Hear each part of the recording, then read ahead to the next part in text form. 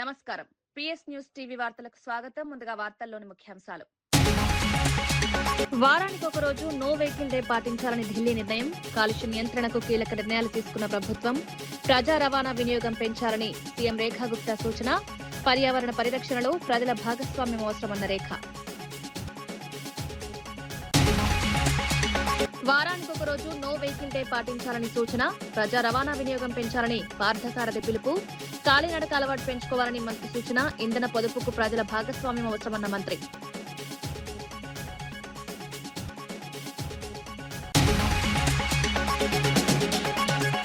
దేశం కోసం పొదుపు చర్యలు చేపట్టాలని సీఎం పిలుపు. మై నేషన్ మై రెస్పాన్సిబిలిటీ కార్యక్రమం ప్రారంభం. బాధ్యతాయుత ఖర్చులపై అవగాహన. అగ్రిగోల్డ్ బాధితులకు న్యాయం చేయాలని ఆదేశం.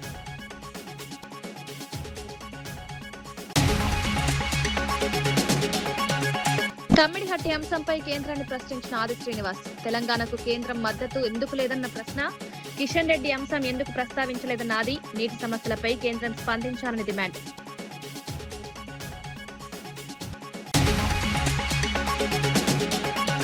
శ్రీవాణి టికెట్లలో అవినీతి జరుగుతోందన్న భూమన ఆరోపణ.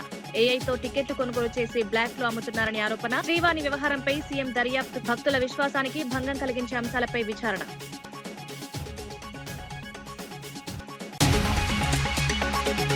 దేశ ప్రయోజనాల కోసం రాష్ట్ర వ్యాప్తంగా పెద్ద ఎత్తున పొదుపు చర్యలు చేపట్టాలని ముఖ్యమంత్రి చంద్రబాబు పిలుపునిచ్చారు. మై నేషన్ మై రెస్పాన్సిబిలిటీ పేరుతో ప్రత్యేక అవగాహన కార్యక్రమాన్ని ప్రారంభించాలని కేబినెట్ సమావేశంలో నిర్ణయం తీసుకున్నారు. బాధ్యతాయుత ఖర్చులు, వనరుల సంరక్షణ, పొదుపు అలవాట్లపై ప్రజల్లో అవగాహన కల్పించడమే లక్ష్యమని తెలిపారు. దేశం ప్రజలకు ఎన్నో అవకాశాలు కల్పించిందని, ఇప్పుడు క్రమశిక్షణతో ముందుకు సాగాల్సిన సమయం వచ్చిందన్నారు. రాష్ట్రంలో ఉపాధి అవకాశాల కల్పనకు సంబంధించిన పలు కీలక ప్రాజెక్టులకు కూడా కేబినెట్ ఆమోదం తెలిపింది. అగ్రిగోల్డ్ బాధితులకు వచ్చే 6 నెలల్లో న్యాయం జరిగేలా చర్యలు తీసుకోవాలని అధికారులను ఆదేశించారు. ప్రభుత్వ సంక్షేమ చర్యపై ప్రజల్లో నమ్మకం పెంచే దిశగా ముందుకు వెళ్తున్నామని పేర్కొన్నారు.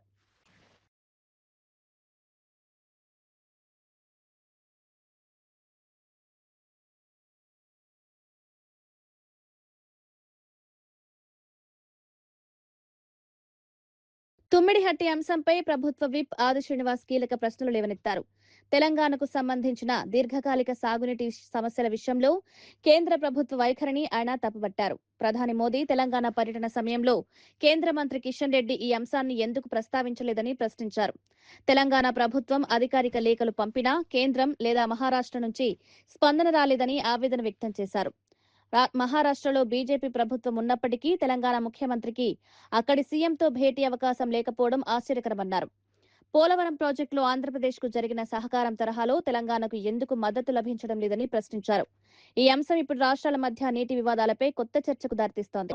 15 లక్షల నుంచి 16 లక్షల వరకు ఇరిగేషన్ ను ఇచ్చుకునే అవకాశం ఉన్నటువంటి రైతులకు చక్కని ప్రాజెక్టు నిర్మాణం చేయాలని చెప్పినటువంటి ఒక ఆలోచనతో ముందుకు పోయేటువంటి తరుణంలో కేంద్ర మంత్రి కిషన్ రెడ్డి గారు ఎందుకు ఇటీవల ప్రధానమంత్రి నరేంద్ర మోడీ గారు తెలంగాణకు వచ్చినప్పుడు తుమ్మిడిహట్టి ప్రాజెక్టు నిర్మాణం చేయడానికి రేవంత్ రెడ్డి గారు ముందుకు వస్తున్నారు, అనుమతుల కోసం ప్రయత్నం చేస్తున్నారు, వారికి అనుమతులు ఇవ్వాలని చెప్పని ఎందుకు వారు మాట్లాడలేదని చెప్పిన మాట సందర్భంగా చెప్పే ప్రయత్నం చేస్తూ ఢిల్లీ ముఖ్యమంత్రి రేఖా గుప్తా ప్రభుత్వ కార్యాలయాల పనితీరుపై కీలక నిర్ణయాలు ప్రకటించారు. పెరుగుతున్న ఇంధన ధరలు, పొదుపు చర్యలను దృష్టిలో పెట్టుకుని ప్రభుత్వ ఉద్యోగులకు వారానికి 2 రోజులు వర్క్ ఫ్రం హోం సౌకర్యాన్ని కల్పించాలని నిర్ణయించినట్లు తెలిపారు. అనవసరమైన వాహనాల వినియోగాన్ని తగ్గించాలని సూచించారు. సాధ్యమైనంత వరకు ప్రజా రవాణాను వినియోగించాలని ఉద్యోగులకు పిలుపునిచ్చారు. దేశ ప్రయోజనాల దృష్ట్యా ప్రధాని నరేంద్ర మోదీ ఇచ్చిన పిలుపు మేరకు ఈ నిర్ణయాలు తీసుకున్నట్లు వెల్లడించారు. ఇంధన వినియోగాన్ని తగ్గించడంతో పాటు కాలుష్య నియంత్రణపై కూడా ప్రభుత్వం ప్రత్యేక దృష్టి పెట్టిందన్నారు. ప్రజలు కూడా ఈ కార్యక్రమంలో భాగస్వాములు కావాలని సూచించారు. పర్యావరణ పరిరక్షణ అందరి బాధ్యత అని పేర్కొన్నారు.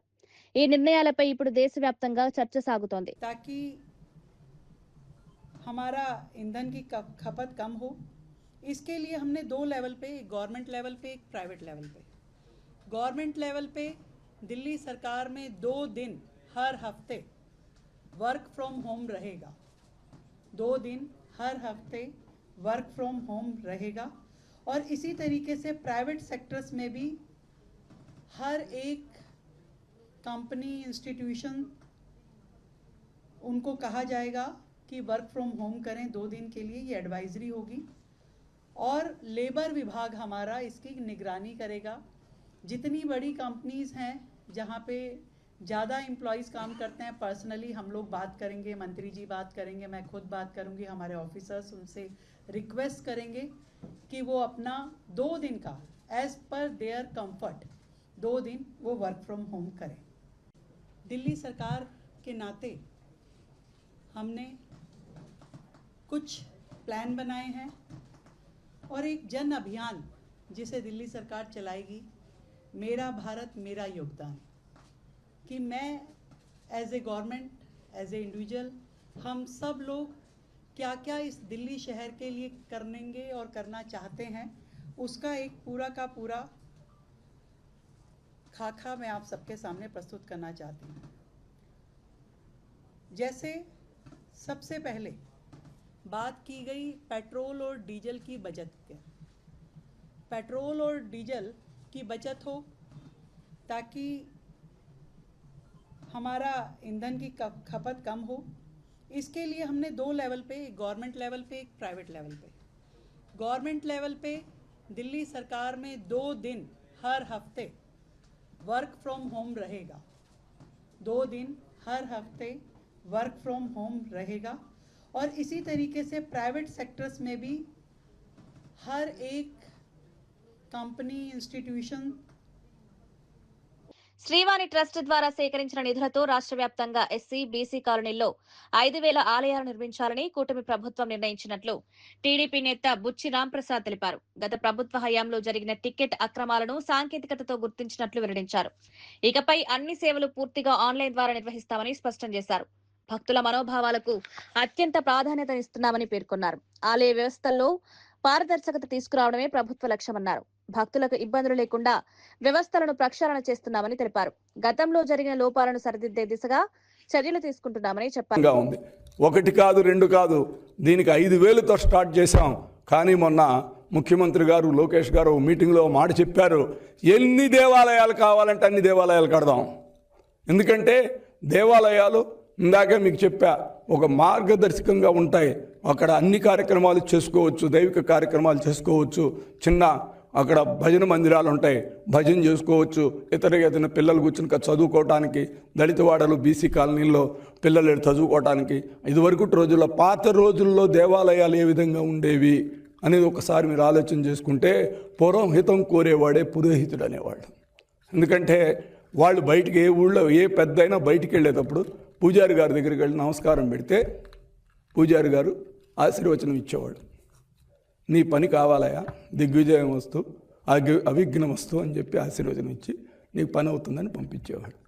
పూజారి గారు ఆ రోజు ఆ టైంలో వెళ్ళేటప్పుడు ఎవరు కూడా పూజారి గారికి డబ్బులు ఇచ్చేవాడు కాదు, పూజారి గారు కూడా డబ్బులు అడిగేవాడు కాదు. ఎందుకంటే నమ్మకంతో వెళ్ళేవాళ్ళు.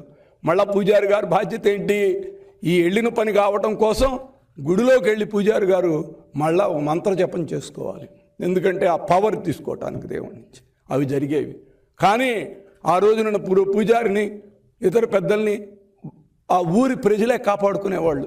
ఇంట్లో ఒక అరటి గెలలకి నుంచి, అరటి చెట్టు నుంచి ఒక గెల వస్తే పూజారి గారికి హస్తం పంపించండి అనేవాళ్ళు. పొలం నుంచి పంట వస్తే పూజారి గారికి బస్తా బియ్యం ఇవ్వమనేవాళ్ళు, ధాన్యం. అన్ని పూజారి గారి అవసరాలను వాళ్లే తీసుకునేవాళ్ళు.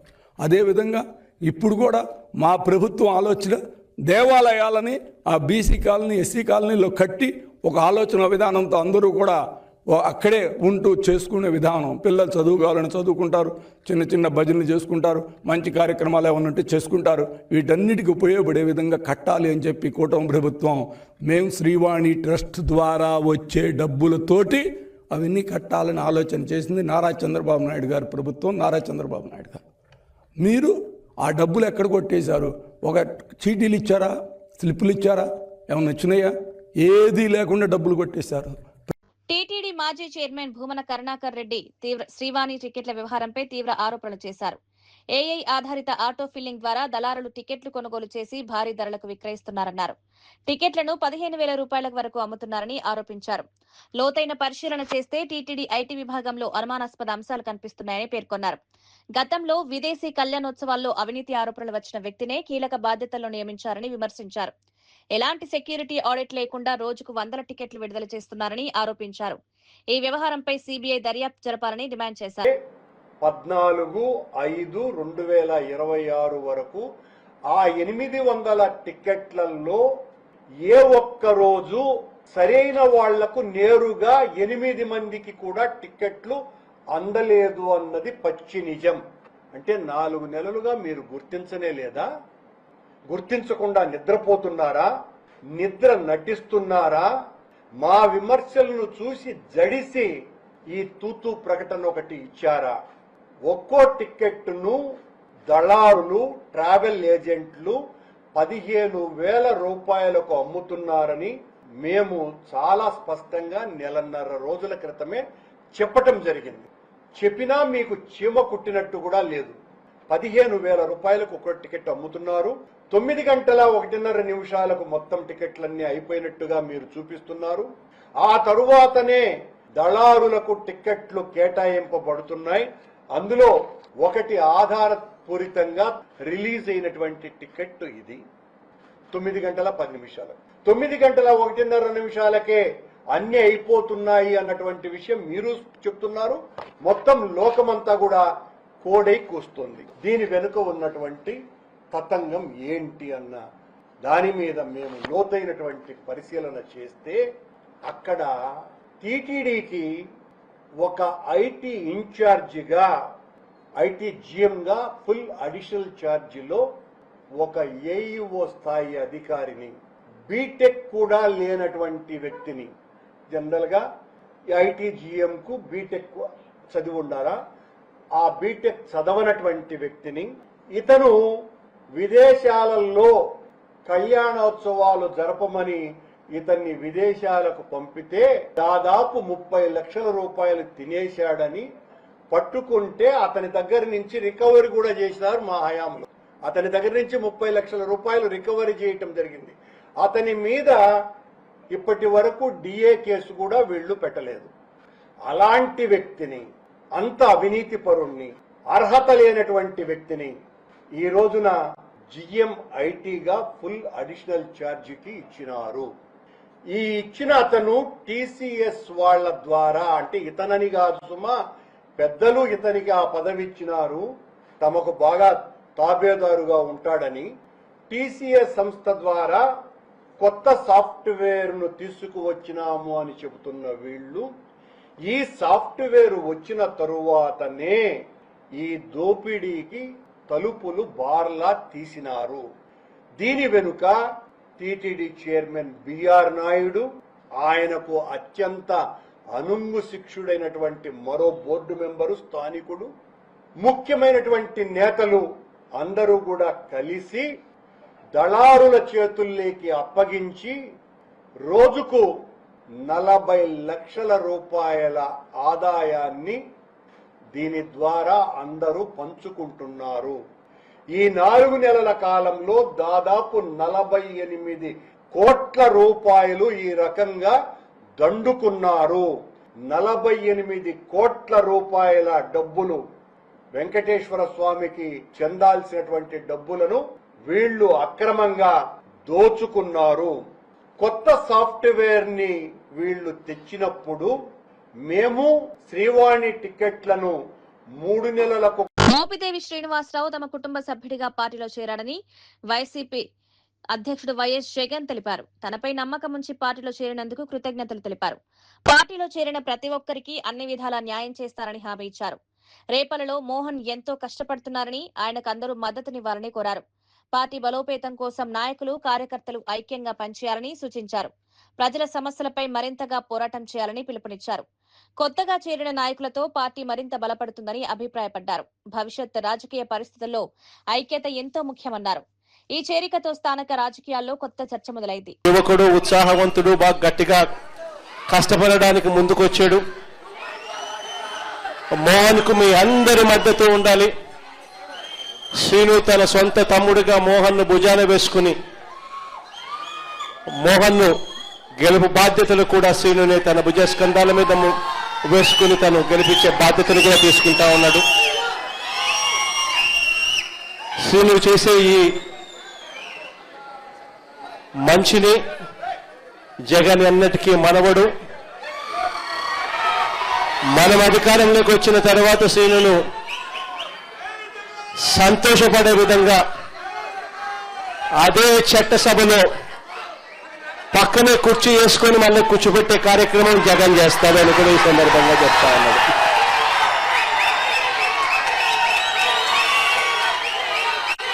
చాలా మంది నాయకులు వచ్చిన ఈ సందర్భంగా, చాలా మంది కార్యకర్తలు వచ్చిన ఈ సందర్భంలో బహుశా అందరినీ కూడా కలవలేకపోవచ్చేమో. ఎందుకంటే ఇన్ని వేల మంది వచ్చారు కాబట్టి అందరినీ కూడా కలవలేకపోయే పరిస్థితి ఉంటుంది. కానీ తర్వాత నేను సిన్నుకు చెప్తా ఉన్నాను, మోహన్కు చెప్తా ఉన్నాను, ఎప్పుడు అవకాశం ఉంటే అప్పుడు వీలైనంత ఎక్కువ మందిని నా దగ్గరికి తీసుకొని వచ్చి నాకు పరిచయం చేసే కార్యక్రమాలు ఖచ్చితంగా చేయండి అని కూడా చెప్తా ఉన్నాను. ఇప్పుడు కూడా మీ అందరి అభిమానానికి, మీ అందరూ నా మీద పెట్టుకున్న నమ్మకానికి, వైఎస్ఆర్ కాంగ్రెస్ పార్టీని గెలిపించాలి అని చెప్పి ఆరాట పడతా ఉన్న మీ అందరి తాపత్రయానికి మనస్ఫూర్తిగా వచ్చిన ప్రతి సోదరుడికి, ప్రతి అక్కకు, ప్రతి చెల్లెమ్మకు, ప్రతి పెద్ద ఆయనకు కూడా మనస్ఫూర్తిగా రెండు చేతులు జోడించి పేరు పేరున హృదయపూర్వకంగా నా కృతజ్ఞతలు కూడా తెలుపుకుంటా ఉన్నాను.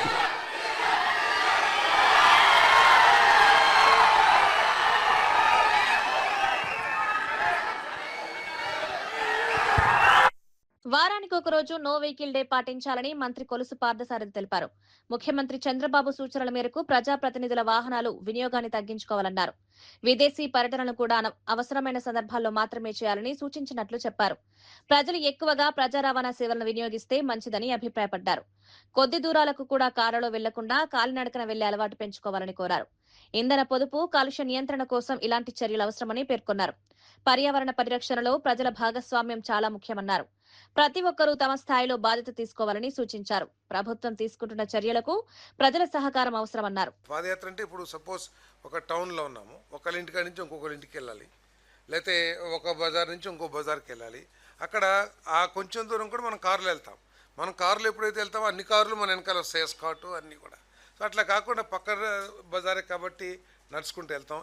ఒకరోజు నో వెహికల్ ఫ్రైడే అంటే ఆ రోజు అసలు వాహనాలు వినియోగించుకోకుండా ఈ కాన్వాయ్లు బస్సుల్లో కానీ లేకపోతే అసలు వాహనాలు తగ్గించుకుని ఒకవేళ మీటింగ్స్ ఏమైనా ఉంటే వర్చువల్ మీటింగ్స్ కండక్ట్ చేయటం, ఇవన్నీ కూడా చెప్పడం జరిగిందని చెప్పేసి నేను మనవి చేస్తాను. అదేవిధంగా అధికారులు కూడా అవసరం వస్తే 2-3 ఆఫీసులు కలిసి, అదేవిధంగా మంత్రులు కానీ కలిసి అంటే షేరింగ్ లాగా వస్తే కూడా కొంత, అంటే దీని మూలంగా ఎంత వస్తుంది అనేది కాదు, ఒక మోటివేషన్ టు ది పబ్లిక్. అంటే దేశం ఎదుర్కొ క్రైసిస్లో ఉన్నప్పుడు మనందరం కూడా నిలబడాలి అనే స్ఫూర్తితో ఇవన్నీ కూడా డిస్కస్ చేయడం జరిగిందని చెప్పేసి నేను మనవి చేస్తాను. Step for the nation awareness campaign promoting walking and cycling. నాకు చెప్పేది కొంతమంది ముఖ్యమంత్రి గారు అవసరం వస్తే అందరం సైకిల్ మీద కూడా వద్దాం సెక్రటరియట్కి అంటే ఒక మోటివేషనల్గా వారు చెప్పడం జరిగిందని చెప్పేసి నేను మనవి చేస్తాను. తెలంగాణ స్టేట్ ఫిల్మ్ ఛాంబర్ నిర్వహించిన మీడియా సమావేశంలో సింగిల్ స్క్రీన్ థియేటర్ల శాతం అంశంపై డిస్ట్రిబ్యూటర్లు కీలక వ్యాఖ్యలు చేశారు. 2008 సంవత్సరం నుంచి ఈ అంశంపై పోరాటం చేస్తున్నామని వెల్లడించారు. థియేటర్ల ఆదాయ పంపిణీ విషయంలో అనేక సమస్యలు ఎదురవుతున్నాయని తెలిపారు. పరిశ్రమలో సమతుల్యత కోసం పరస్పర చర్యలు అవసరమని అభిప్రాయపడ్డారు. సమస్యల పరిష్కారానికి ఎప్పుడైనా చర్చలకు సిద్ధంగా ఉన్నామని స్పష్టం చేశారు. నిర్మాతలు, డిస్ట్రిబ్యూటర్లు, థియేటర్ యాజమాన్యాల మధ్య సమన్వయం అవసరమని పేర్కొన్నారు. సినిమా పరిశ్రమలో స్థిరత్వం కోసం అందరూ కలిసి ముందుకు రావాలని సూచించారు. చాలా కాలంగా పెండింగ్ లో ఉన్న అంశాలను త్వరగా పరిష్కరించాలని కోరారు. శ్రీనివాస్ గారు, చెద్దలవాడ శ్రీనివాసరావు, వద్దు మీరు తప్పు చేస్తారు, వాళ్ళు తెలంగాణ ఫిల్మ్ ఛాంబర్ మీటింగ్ పెడతారంట కదా, మీరు సినిమా వేసేయండి అంటే సినిమా వేసేసినాం పెద్ద మనిషి చెప్తే. దాని తర్వాత 8th పెడతా అన్నారు, పెట్టలేదు. 10th పెడతా అన్నారు, పెట్టలేదు. అందు గురించి మేమందరం వారే ఎందుకు ఇంకా ఆగుతున్నాము, మనం మాట్లాడతాం కదా, ఒక ప్రెస్ నోట్ ఇడుస్తాం కదా అని చెప్పి తెలంగాణ ఫిలిం ఛాంబర్ అనేది పెట్టుకొని ఒక ప్రెస్ నోట్ ఇడిచినాం. దానికి నిన్న ఏం చేసిరు, పర్సనలీ తీసుకొని ఒక 5-6 వాళ్ళ బాడీ ఏందో మాకు తెలియదు, వాళ్ళు ఎవరు తెలియదు, 2-3 ప్రొడ్యూసర్ నేను గుర్తుపడతా, ఒక 6 పర్సనలీ పెట్టుకొని పర్సనల్ గ్రడ్జ్ పెట్టుకొని పర్సనలీ మాట్లాడేసారు. స్టాచ్యూ కొడతా అని చెప్పి అవన్నీ చెప్పి చాలా తప్పు మాట్లాడుతున్నారు. మేము రెడీగా ఉన్నాము, ఎప్పుడు మీరు పిలిస్తే అప్పుడు మాట్లాడనీకి. ప్రొడ్యూసర్ కానీ ఇంకో తెలుగు ఫిలిం ఛాంబర్ కానీ మేము వెయిట్ చేస్తున్నాము. రేపటికి మీటింగ్ పెట్టిర్రు, దానికి పోతాము, కూర్చొని మాట్లాడుకొని చేసుకున్నాము. ఎందుకంటే అందరం ఒక ఫ్యామిలీ మనం. ఇది మాసబ్ ట్యాంక్ డిఎస్ఎస్ భవన్ లో రజక కోఆపరేటివ్ కార్పొరేషన్ చైర్మన్ గా దాసరి రాజు, అజయ్ కుమార్ బాధ్యతలు స్వీకరించారు. ఈ సందర్భంగా పలువురు నాయకులు ఆయనకు శుభాకాంక్షలు తెలిపారు. మంత్రి Ponnam Prabhakar, MLA Erapalli Shankar, fisheries corporation chairman Metta Sai Kumar హాజరయ్యారు. కొత్త బాధ్యతల్లో విజయవంతం కావాలని ఆకాంక్షించారు. రజక వర్గాల అభివృద్ధికి మరింత కృషి చేయాలని సూచించారు. ప్రభుత్వం సామాజిక వర్గాల సంక్షేమానికి ప్రాధాన్యతనిస్తోందని తెలిపారు. వివిధ సంక్షేమ కార్యక్రమాల అమల్లో కార్పొరేషన్ల పాత్ర కీలకమని పేర్కొన్నారు. మోడర్న్ డ్రై క్లీనర్ సిస్టమ్స్ రజక సహకార సంఘాలకు ఇచ్చేటువంటి విధంగా